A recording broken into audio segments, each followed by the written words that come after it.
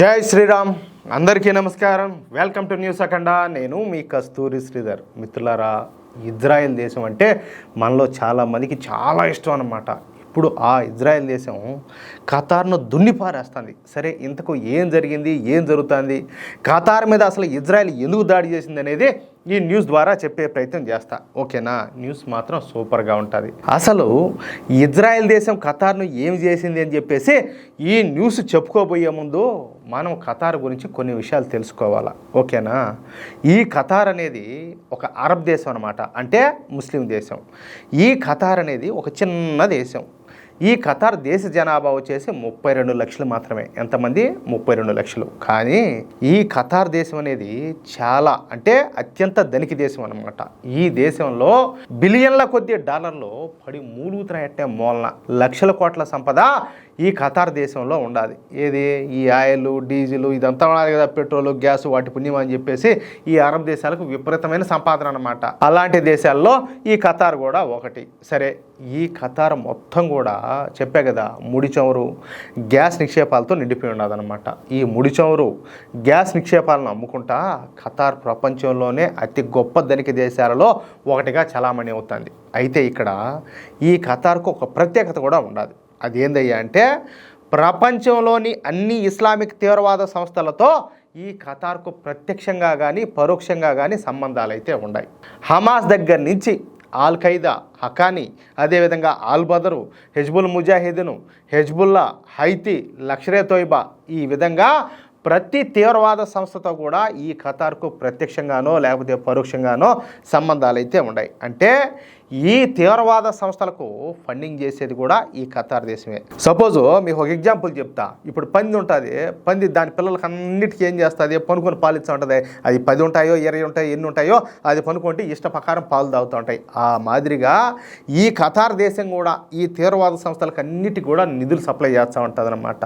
అంతర్జాతీయ తీవ్రవాద సంస్థ హమాస్కు మొన్నటి వరకు ఫండింగ్ చేసింది కూడా ఈ ఖతార్ దేశమే. హమాస్కు, ఏదా తీవ్రవాద సంస్థ అయినటువంటి హమాస్కు అధికారికంగా సంవత్సరానికి $360 మిలియన్ సాయం చేస్తూ వచ్చింది ఖతార్. ఇకపోతే తీవ్రవాదులను నేరుగా సపోర్ట్ చేసేటటువంటి ఆల్ జజీరా మీడియా సంస్థ కూడా ఈ ఖతార్ దేశానికి చెందిందే. దాన్ని బట్టి మీరు అర్థం చేసుకోండి వీళ్ళ శుద్ధి ఏ స్థాయిలో ఉంటుందో. ఒక అంచనా ప్రకారం ఈ ఖతార్ దేశం దాదాపు 40 ఇస్లామిక్ తీవ్రవాద సంస్థలకు ఫండింగ్ చేస్తుందంట. మరి ఈ ఖతార్ దేశం ఈ విధంగా తీవ్రవాద దేశాలకు అన్నిటికీ కూడా ఫండింగ్ చేస్తూ ఉంటే ప్రపంచ దేశాలు చూస్తా ఊరుకుంటాయా అంటాలే? మీరు కూడా ఒకసారి ఆలోచించండి. అందుకే ఖతార్ తనను తాను రక్షించుకోవడానికి ఈ ఖతార్ ఏం చేసిందంటే తమ దేశంలో అమెరికా సైన్యానికి ఆశ్రయం కల్పించింది. అంటే ఈ ఖతారు తమ దేశంలో అతి పెద్ద అమెరికన్ ఎయిర్ ఫోర్స్ బేస్ను ఏర్పాటు చేసేటట్టు చేసుకునింది అనమాట. అంతేకాకుండా తమ దేశంలో ఉన్నటువంటి ఈ అమెరికన్ ఎయిర్ ఫోర్స్ బేస్ నిర్వహణకు సంవత్సరానికి $10 బిలియన్ నిధులను కూడా ఖతారే ఖర్చు చేస్తూ ఉంటుంది. చూడండి, అంటే డబ్బులు ఇచ్చి మరి అంటే సేఫ్టీ కోసం వాళ్ళని తీసుకొచ్చి పక్కన పెట్టుకున్నారు. అట్టనది కొంచెం ధైర్యం కోసం అనమాట. చేసేటిని లంగా పనులే, కానీ వాళ్ళని తీసుకొచ్చి పెట్టుకున్నారు. అంటే అమెరికా ఎయిర్ ఫోర్స్ బేస్ను తమ దేశంలో నిర్మింపజేసేలా చేసి దాని నిర్వహణ కూడా ఖతారే ఫండింగ్ ఇస్తా తమకు రక్షణగా అమెరికాను వాడుకుంటుందన్నమాట. ఏమే అంటే బాడీ గార్డు పెట్టుకున్నట్టు. అంటే అమెరికా సేనల రక్షణలో ఈ ఖతార్ దేశం ఉండాలి.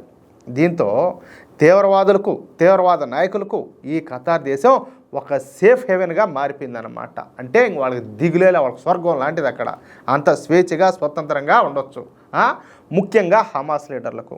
సరే, ఈ హమాస్ లీడర్లు గాజాలో ఇజ్రాయెల్ పైన దాడులు చేయించి వచ్చి ఖతార్లో తలదాచుకుంటూ ఉంటారన్నమాట.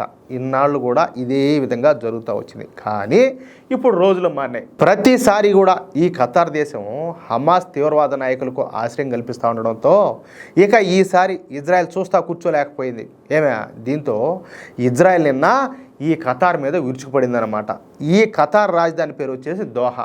ఈ దోహాలో నిన్న హమాస్ తీవ్రవాద నాయకులు ఒక చోట సమావేశమైనారు. అది కూడా దోహా నడిబొడ్డున ఉన్నటువంటి ఒక హోటల్ రూమ్లో సమావేశమైనారంట. ఇక ఈ విషయం ఇజ్రాయెల్కి తెలిసిపోయింది. ఎందుకంటే ఇజ్రాయెల్ ఇంటెలిజెన్స్ గురించి మనం కూడా వింటూ ఉంటాం, మొసాద్ అని చెప్పేసి. చాలా పవర్ఫుల్, చాలా యాక్టివ్ అనమాట. అంతే, ఇక ఇజ్రాయెల్ నిన్న పగలే తమ యుద్ధ విమానాలను పంపించి ఈ హమాస్ తీవ్రవాద నాయకుల సమావేశమైనటువంటి హోటల్ పైన మెరుపు దాడులు చేశారు. తీవ్ర స్థాయిలో యుద్ధ విమానాలతో బాంబు దాడులు చేసి ఆ హమాస్ తీవ్రవాద నాయకులు ఉన్నటువంటి హోటల్ మొత్తాన్ని కూడా ధ్వంసం చేసి పారేశారు. ఈ దాడిలో హమాస్ తీవ్రవాద నాయకుడైనటువంటి ఖలీల్ అల్ హయాతో సహా మరో 6 హమాస్ తీవ్రవాద నాయకులు అక్కడే కుక్క సాగు చచ్చారు. అంటే ఇజ్రాయెల్ అమెరికాను కూడా లెక్క చేయకుండా, అంటే అమెరికా ఎయిర్ ఫోర్స్ అండదు కదా, కాబట్టి వాళ్ళను కూడా లెక్క చేయకుండా ఖతార్ పైన దాడి చేసి ఈ హమాస్ తీవ్రవాద నాయకులను అంతం చేసింది. అది విషయం. ఈ దాడితో ఖతార్ ఒక్కసారిగా షాక్ గురైపోయింది అనమాట. ఈ ఖతార్ దేశమేమో తమకు రక్షణగా అమెరికన్ దళాలను తమ దేశంలో పెంచి పోషిస్తూ ఉన్నప్పటికీ కూడా ఇజ్రాయెల్ మాత్రం ఈ విధంగా తమ దేశం పైన మెరుపు దాడి చేయడంతో ఇక ఖతార్ దేశం ఒక్కసారిగా బిక్కజచ్చిపోయింది. మొత్తం మీద ఇజ్రాయెల్ మాత్రం మరొకసారి హీరో అనిపించుకునేది. అది విషయం. ఎట్లున్నది న్యూస్ అదిరిపోయినలా మోవర్తనం అంటే ఎట్లుంటుందంటే ఇది ఇట్నే ఉంటుంది. ఏమంటారా? అవునా కాదా? మిత్రులారా, ఈ న్యూస్ కనుక మీకు నచ్చినట్లయితే ఖచ్చితంగా ఈ న్యూస్ను నలుగురికి షేర్ చేయండి. అలాగే ప్రతి ఒక్కరు కూడా మీ యొక్క అమూల్యమైనటువంటి అభిప్రాయాలను కామెంట్ రూపంలో తెలియజేయండి. అలాగే ఇంతవరకు మీరు కనుక మన ఛానల్ను సబ్స్క్రైబ్ చేసుకున్నట్లయితే ప్రతి ఒక్కరు కూడా మన ఛానల్ను సబ్స్క్రైబ్ చేసుకోండి, సపోర్ట్ చేయండి ప్లీజ్. జై శ్రీరామ్, జై హింద్.